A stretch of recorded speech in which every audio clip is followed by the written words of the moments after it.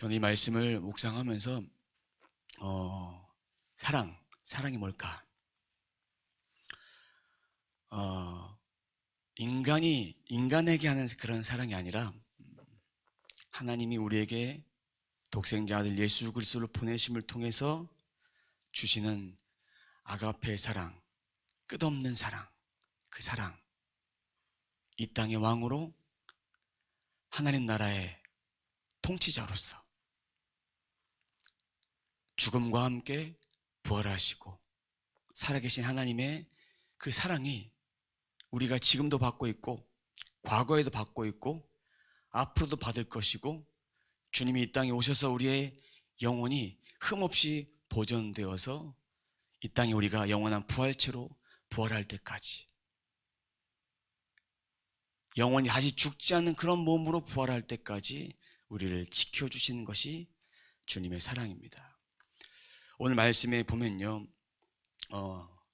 구레네 시몬이 나옵니다. 시몬이 누군가에게 끌려서, 오늘 말씀에 보니까 누군가에게 억지로 끌려서 이렇게 십자가를 지게 됩니다. 26절을 보면 붙들려서 이렇게 되어 있습니다. 붙들려서 억지로 갔지만 이가 나중에 주의 나라를 위해서 아름답게 쓰임받는 주님의 제자로서 쓰임받게 됩니다. 하나님은 예수님 이 땅에 보내신 것도 우연이 아니고요, 구레네 시몬을 쓰신 것도 우연이 아니고, 저희를 쓰신 것도, 저희를 부르신 것도, 지금 이 자리에 또한 우리가 주님의 자녀가 된 것도 우연이 아니라 하나님의 영원한 계획 속에 있다는 것이죠. 전 이 말씀을 묵상을 하면서 예전 생각을 했습니다. 고난주간을 보낼 때 슬피 울고 고통스럽고 이렇게 주님의 십자가를 생각하니까 고통스러움이 더 생각이 났어요. 창피한 고백이지만 눈물을 짠 적도 있어요. 어렸을 때, 초등학교 때, 중학교 때 수련회 가면 항상 하는 기도가, 지난날에 잘못했던 것들을 그냥 남들이 다 기도하니까 따라서 기도하다 보니까 그렇게 기도했던 것 같습니다. 부모님한테 잘못했던 것들도 그냥 그 자리에서 똑같이 고백하고 그렇게 했던 것 같아요. 오늘도 주님 이 말씀을 통해서 따라온 여인들이 슬퍼하니까 이것 때문에 울지 말아라 내 딸들아, 그러면서 오늘 말씀에 보니까 요즘에 이제 이 절수가 잘 안 보여요. 이게 너무 작아서 안 보이는데 28절에 보면 너희 자녀를 위하여 울라라고 되어 있어요. 너희 자녀를 위해서 울라. 구원받지 못한, 죄 짓고 있고 하나님의 자녀로 살지 못한 자들, 그들을 위해서 울어라 라는 그런 의미도 있고, 또 한 가지는 이제 예루살렘 성전이 주후 70년경에 멸망되는데, 헤롯 성전이 다 멸망이 되는데 그것을 심히 더 울기를 바라시는 그런 마음. 울어야 될 것은 주님이 돌아가신 것이 운 것이 아니에요. 돌아가신 것이 울거리가 아니라 믿지 않은 그들이 나중에 심판받는 것, 그것이 더 울거리죠. 저희도 고난주간을 그저 경건의 시간이지만 주님과 함께하는 것이 경건의 시간이에요. 주님과 같이 하는 게 경건의 시간인데, 경건의 시간이라고 이게 예전에 배웠던 경건이죠. 이게 성경책 이렇게 끼고, 뭐 평상시 안 보는 성경책 끼고 다니고, 그 예배 시간에 조용히 가만히 있고, 이런 것이 경건이 아닙니다. 경건은 이 안에 진리가 있는 것이 경건이죠. 진리 안에 살아가는 것이 경건입니다. 그래서 너희 자녀를 위해서 울어라 라는 것이 그 말씀이 맞는 거예요. 예수님 부활하신 뒤에도 막달라 마리아가, 또 다른 마리아가 향유를 가지고 갔어요. 전통에 따라 갔어요. 갈 필요가 없어요. 왜? 부활하신다고 말씀을 이미 하셨는데. 이런 예수님을 따르던 사람들이 이 사실을 계속해서 말씀해 주셨는데 귀담아 듣지 않고 그저 이 사건이 슬펐던 거예요. 이 사건이. 그러면서 축복의 말씀을 해주십니다. 29절. 보라, 날이 이르면 사람이 말하기를 잉태하지 못하는 이와 해산하지 못한 배와 먹이지 못한 젖이 복이 있다 하리라. 무슨 얘기냐면 아이를 배지 못한 것은 유대인들 사고 속에서는 이렇게 기업이라는 거, 태열매라는 거, 축복인데, 이들은 지금 이 상태에서는 저주의 상태인데 이들이 복이 있다고 말씀하신 이유가 뭘까요? 이런 자들을 하나님이 살피시기 원하시는 것이죠. 고통받고 이런 것들을 모든 죄와 사망에서 주님은 우리를 구원하기 원하시고, 또한 이 복이 있다 하는 말씀은 이 구절 갖고는 해석이 안 됩니다. 이 다음 절까지 봐야 돼요. 그때에, 복이 있다는 그때에 사람이 산들을 대하여 우리 위에 무너지리라 하며 작은 산들을 대하여 우리를 덮으라 하리라. 31절까지 봅니다. 푸른 나무에도 이같이 하시거늘 마른 나무에는 어떻게 되리요 하시니라. 복이 있다는 이유는 이 말씀을 세 구절을 딱 보면 이해가 됩니다. 예수님께서 예루살렘 성전이 무너진 것을 미리 예언을 계속 하셨어요. 복음서에 계속 예언을 하셨는데, 이 예언의 말씀들을 통해서 예루살렘 성전이 멸망할 때에 요세푸스 그 책에 보면 수천 명이 죽었다고 되어 있어요. 그 성이 멸망하면서. 그 멸망하면 성이 됐는데, 이 멸망한 것처럼 오늘 말씀 31절에 푸른 나무, 예수님도 이와 같이 하거든. 예수님도 육체가 무너지고 우리를 위해서 십자가에 돌아가신 그런 구속의 사건이 있지만, 마른 나무가 어떻게 되리요? 예수를 믿지 않는 사람은 더 심판을 받고 더 징계를 받고 이 불쌍한 영혼이 되는 거예요. 하지만 하나님 안에 있는 영혼이 젖먹이 같이 신령하게, 이런 영혼들은 복이 있을 수밖에 없어요. 믿는 자와 믿지 않은 자가 구분이 되는 거예요. 복음서에 보면 이런 말씀이 있죠. 믿는 자가 부모와 자식과 아내와 처자와 이런 자들이 이렇게 서로 패가 갈린다고 되어 있어요. 믿지 않는 자와 믿는 자가 분명히 갈려질 날이 옵니다. 그때까지 우리는 예수를 잘 믿고 예수를 잘 전하고 또 복음의 영광이 가려지지 않도록 그렇게 살아야 됩니다. 우리는 마른 나무같이 살지 말고 오늘 말씀에는 푸른 나무 안에 붙어있는, 포도나무에 붙어있는 열매처럼, 가지처럼 그렇게 살아가야 합니다. 지난 한 주간의 삶이 돌이켜 보십시오. 푸른 나무 대신 예수 그리스도를 붙잡고 살았는지, 아니면 마른 장작같이, 오늘 말씀에 나와 있는 마른 나무같이 멸망하는 사람들과 손을 잡고 그들과 함께 그들에게 영향력을 끼칠 수는 있지만 그들에게 영향을 받아서는 안 되는 것이죠. 예수를 믿는 자, 예수를 믿지 않은 자 분명히 구분이 되는데, 진리 안에 있으면 구분이 되는데, 우리는 이런 삶을 살면 되지 않나 싶어요. 누가 봐도 이 사람은 예수를 믿는 사람이다, 말하지 않아도 이 사람은 예수를 믿는 사람이다, 이것이 세상에 빛 대신 예수 그리스도와 함께하기 때문에 그렇게 살 수 있는 거예요.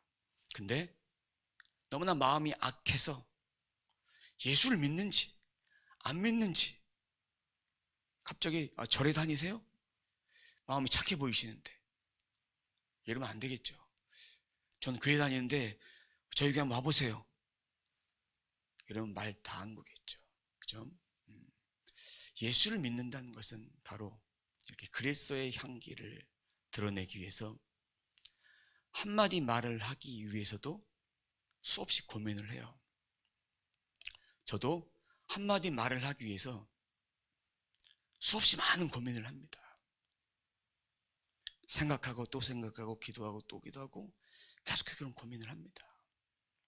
주님도 이 땅에 살아가면서 죄인의 모습이 보여지는 사람들에게 당연히 해야 될 말씀들을 전하셨어요. 그런데 깨닫지 못했죠. 저희도 당연히 해야 될 말은 하는 거예요. 주님은 이 안에서 모든 하고 싶은 말씀을 다 하지 않으셨어요? 진리를 전하실 때도 하고 싶은 이야기를 다 하지 않고 들을 수 있는 귀가 준비된 자에게, 진리가 허락된 자에게, 그리고 진리가 허락되면서 마음팥이 준비되지 않은 자에게는 이 정도만 베풀고 다른 데로 떠나시고 그렇게 사역들을 하셨습니다. 오늘 말씀에도 주님은 다른 변호 같은 걸 안 하셨어요. 십자가를 지실 때도 다른 변호 같은 걸 하지 않으셨어요. 이 십자가는 이렇게 우리가 생각하는 이 십자가를 다 지고 가신 것이 아니라, 처형장에 보면 수직이죠. 위에서 내려 꼰 그 십자가 막대는 있고, 죄수가 이렇게 수평을 이루는 그 막대기를 짊어지고 가는데 그게 한 20kg가 됩니다. 보통은 죄수가 지고 가요. 그 죄수가 지고 가지 않고 오늘은 구레네 시몬이 지고 갑니다. 그것도 하나님의 특별한 인도하심이 있었다는 것이죠. 우리의 삶도 하나님의 특별한 인도하심을 따라 그렇게 살아가게 될 것입니다. 우리는 십자가의 혜택만 보는 자가 아니라 십자가의 은혜를 누린 자가 되어야 돼요. 십자가의 혜택은 기도해서 응답받고 끝. 십자가 은혜는 오직 하나님의 말씀이 내 안에 있기 때문에 자기 십자가, 자기 부인을 하면서 날마다 그 십자가를 지고 가는 삶을 살아가는 거예요. 오늘 말씀에 나와 있던 이 죄인들, 그리고 병정들, 사람들, 또 제사장들, 많은 종교 지도자들은 십자가의 혜택은 누렸어요. 십자가 혜택은 먹을 것도 먹게 되고, 또 병도 치료받고, 악한 영도 떠나고, 이런 혜택은 받았는데 십자가를 지는 삶을 살지 못했어요. 34절에 보니까 주님이 이런 마음을 표출하십니다.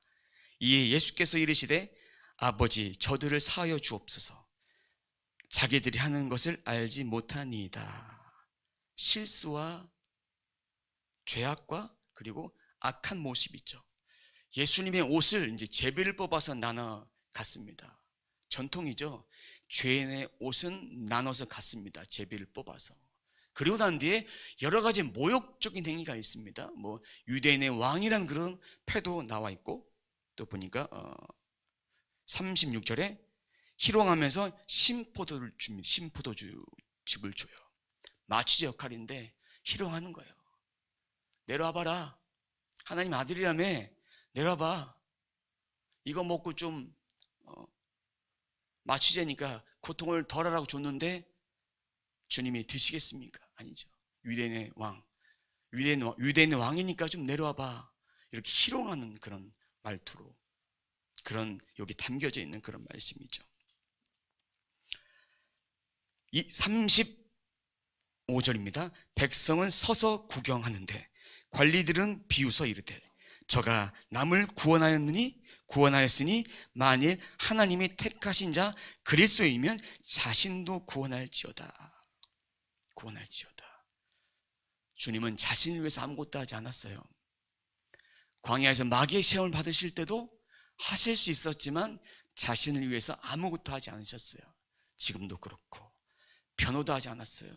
그리고 우리가 말씀 묵상했던 그 전날 계속 본문을 보면 빌라도, 또 빌라도에게 가서도, 헤롯에게 가서도 대답하지 않으셨어요. 네가 그리스도냐? 그런 말에 대답하지 않으셨어요. 변호를 일치하지 않았어요. 그들은 예수님이 죄 없음을 알고 있었는데도 불구하고 군중 심리에 의해서 예수님을 처형하게 됩니다. 자기도 먹고 살아야 되니까. 폭동을 일으켜서 자기의 명예를 실추시키는 거 원치 않았어요.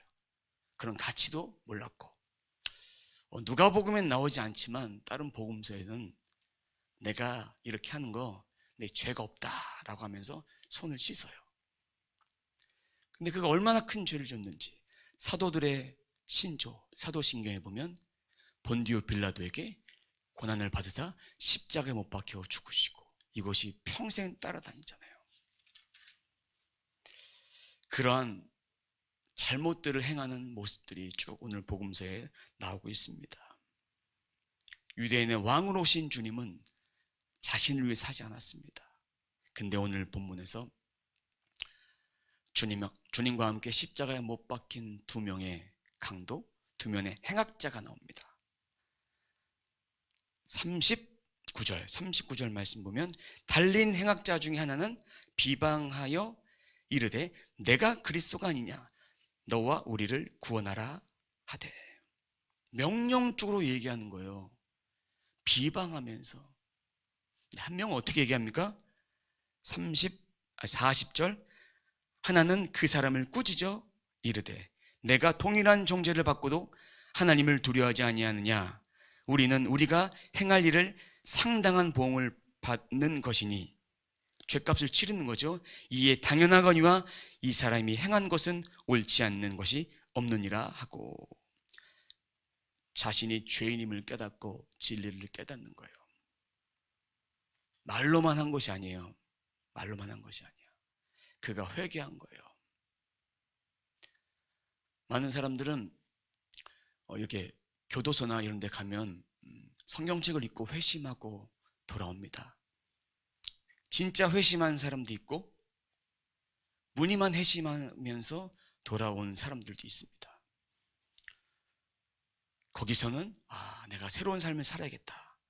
근데 세상에 나와서는 악한 것들이 막 나를 괴롭히려 하니까 또 넘어가서 또 악한 일을 해서 전과 1범, 전과 2범, 전과 3범 그렇게 범죄를 짓게 됩니다. 마찬가지로 회개를 해도 입술로만 회개한 자와 진정한 회개한 자의 삶은 다릅니다. 오늘 말씀에서는 그가 회개했다는 것을 보여주는 증거가 오늘 마지막 절 낙원에 있으리라. 주님이 그 사람의 심령을 다 아셨던 거예요. 낙원에 이르리라. 낙원은 선물이죠. 열매죠. 천국이죠. 두 가지 의미가 있습니다. 첫 번째 의미는 낙원에 이르면서 주님이 다시 부활하셔서 이 땅에 오실, 그러니까 우리의 영혼이 보존되어서 주님이 이 땅에 오셔서 우리가 영원한 부활체로 이르게 된 그 낙원에 대한 의미. 또 하나는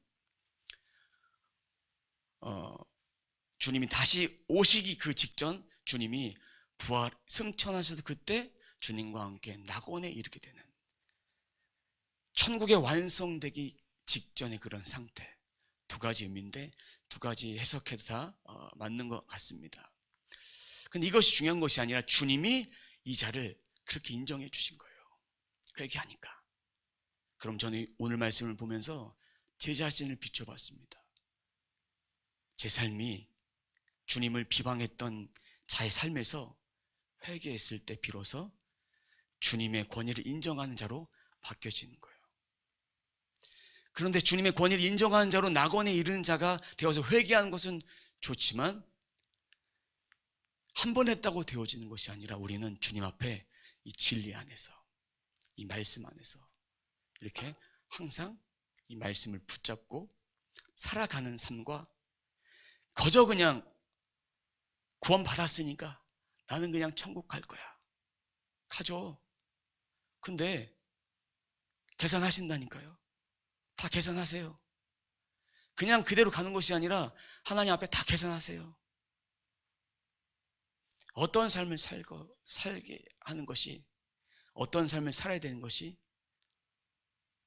우리 가운데 숙제입니다. 그것이 성화를 이루어가는 과정이고 구원을 이루어가는 그런 과정입니다. 저에게 질문하고 여러분들에게 질문합니다. 우리는 예수님에게 혜택만 받는 자가 되면 안 돼요. 그러면 예수님에게 혜택 받고 이 무리들은 어떠한 반응을 보였냐 말씀을 보면 보세요. 좀 제가 단어들만 한번 읽어보도록 하겠습니다. 34절에 그의 옷을 나눠 제비 뽑으며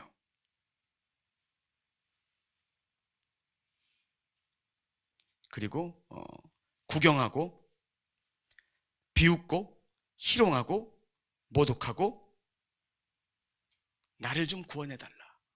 구원자니까 나를 좀 구원해달라. 이런 혜택만 구하는 자가 되어서는 안 되는 것이죠. 두 번째는 주님을 입술로만 고백한 자가 아니라 진정하게 주님을 고백함으로 내 삶을 하나하나 바꿔가는 거예요. 세 번째는 오늘 상반절에 있는 26절부터 33절까지 말씀을 보면서 우리가 진정으로 슬퍼해야 될 것이 무엇인가, 이걸 좀 묵상했으면 좋겠습니다. 예수님의 죽으심이 슬픈 게 아니라, 우리 기독교는 무덤이 없어요. 예수님 무덤이 없으니까. 그것이 슬픈 것이 아니라 복음을 듣지 못한 자들, 더 정확하게 말하면 복음을 거부하는 자들이에요.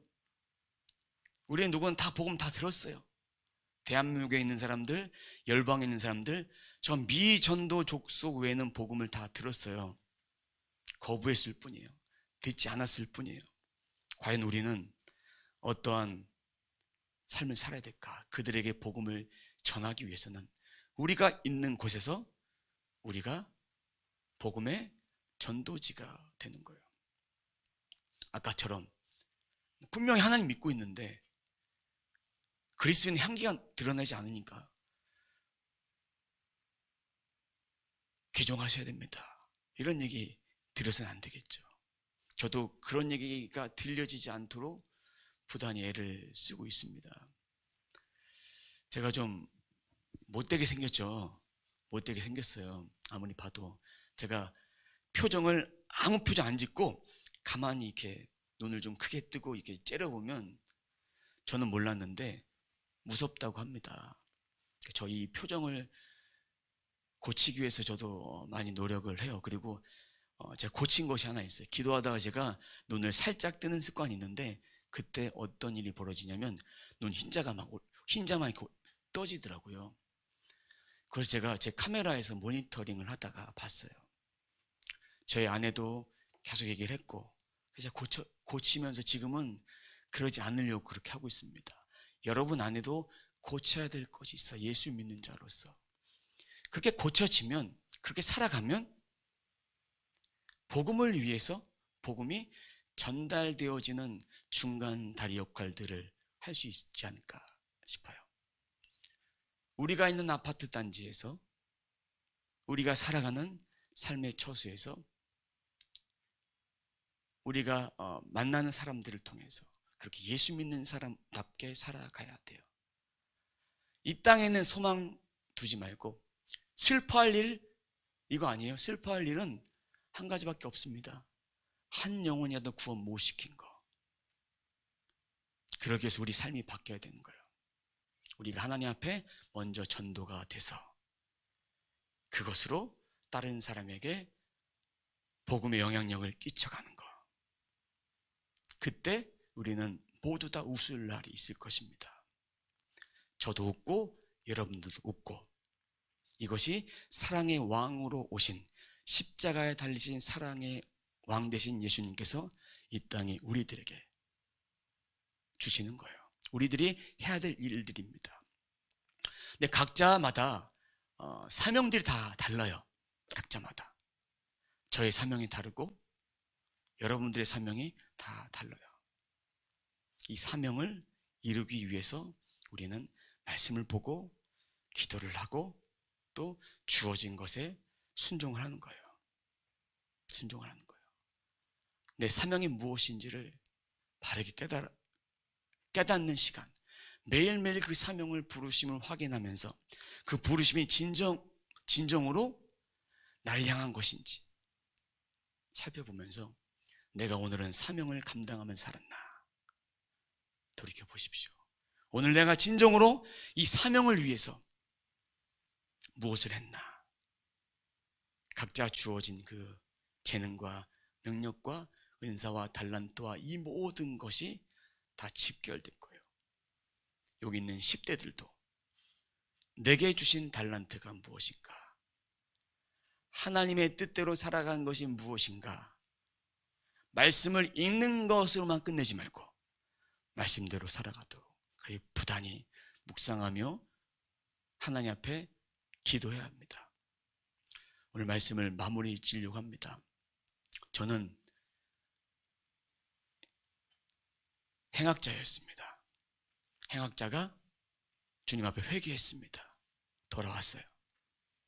근데 이 행악자, 이 악함이 계속해 드러나니까 저도 여러분들도 이런 것들을 회개하는 일을 한 번 했다고 끝내지 마시고 하루 삶을 마무리 지면서 오늘 내가 어떠한 죄를 지었나 회개하시고 새로운 날을 주신 하나님 앞에 감사하며 그렇게 십자가의 복음의 완성자로서 복음의 완성자 되신 예수 그리스도를 깊이 생각하며 묵상하며 살아가는 저와 여러분의 삶이 되시길 주님의 이름으로 축원합니다.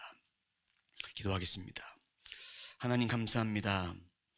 오늘 말씀을 통해서 저희들이 행악자였음을 고백합니다. 저희들이 의인이 아니라 행악자였음을 고백합니다. 이제 행악자로 살지 않고 주님 앞에 회개함으로 구원받은 그러한 의인으로 살아갈 수 있도록 도와주옵소서. 우리의 영혼은 어느 누가 건들 수 없습니다. 하지만 우리의 마음과 생각과 육신과 이런 것들은 마귀가 우리를 항상 넘어뜨리려고, 틈을 보이면 넘어뜨리려고 항상 기다리고 있습니다. 그것에 지지 않고 그것에 쓰러지지 않기 위해서 저희들을 지켜주시옵소서. 말씀과 기도, 삶의 능력이 우리 삶 가운데, 우리 각 심령 가운데 그렇게 임하여 주옵소서. 오늘도 말씀을 기억하며 기도하기로 합니다. 오늘도 이 말씀을 기억하면서 하나님이 나에게 원하시는 것이 무엇인지를 바르게 깨닫고 우리 각자마다 성령이 주신 음성들을 깨달아 하나님, 제가 그렇게 살겠습니다. 그렇게 살지 못했던 날들을 회개합니다. 용서해 주시옵소서. 주님이 우리를 향해서 십자가에 돌아가신 오늘 기억하며 내 안에 예수 그리스도가 평생토록 살아 역사하심으로 언제까지나 주님과 동행함으로 저주받았던 인생이 복된 인생으로 바뀌어졌던 것처럼 아이 뵌 자, 젖 먹지 못한 자, 아직 태어나지 못한 자, 그들이 복이 되었던 것처럼 저희들에게도 복된 인생이 되어질 수 있도록 인도해 주옵소서. 감사드리며 예수님의 이름으로 기도드립니다. 아멘.